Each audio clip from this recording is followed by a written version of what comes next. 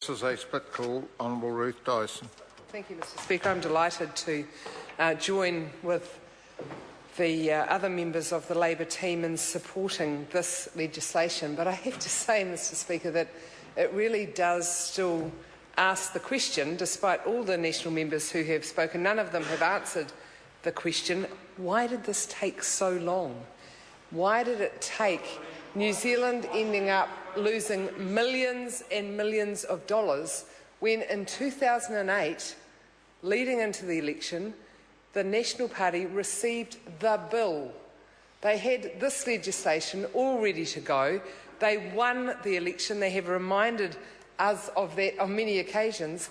But yet for 3 long years, Stephen Joyce sat on this legislation and did nothing. Then he was stripped of that portfolio, clearly not up to the job, and blow me down, who's it given to? The Honourable Jerry Brownlee.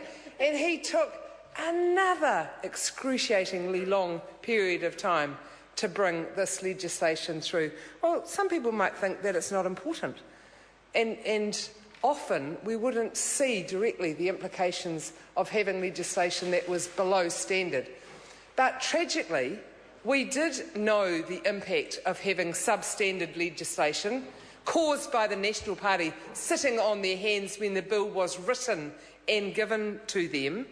We saw the tragic effects on our economy and on our shorelines when the Rena hit the estuary. Mr Speaker, if that hadn't happened prior to this legislation, then we wouldn't have had huge amounts of resources involved in haggling over what will now be our legal entitlement. When damage like that is done to our environment, we know who should pay the consequences, but because of the shoddiness of Stephen Joyce and Jerry Brownlee, New Zealand taxpayers paid the cost, as well as the poor people in the Tauranga area having to look at that dreadful mess made by that incident. I went up to Tauranga just a few days after the Rena disaster, and I have to say, Mr Speaker, it was pretty awful looking at the penguins and the birdlife covered in oil. And I'd like to take the opportunity to put on record my admiration, the passion and the knowledge that was demonstrated by the people who were cleaning those animals and making sure that they were brought back to good health. It really was a fantastic gift that they were giving obviously to the animals themselves, but also to the surrounding area. There were a lot of people involved, local community people, right through to government departments and agencies.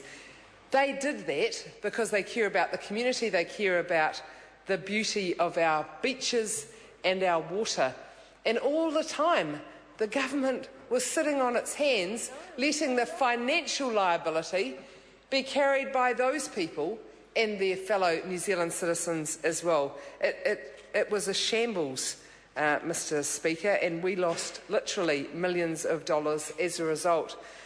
This bill really is another indication of how poorly some ministers are running their portfolios and the cost that we have to bear as a country as a result of their shoddiness and laziness. We will be supporting this bill. It's a good bill to support. It is a long way overdue. It should have been introduced as a priority in 2009.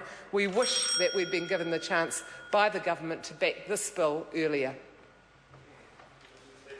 David Clendon. Thank you, Mr.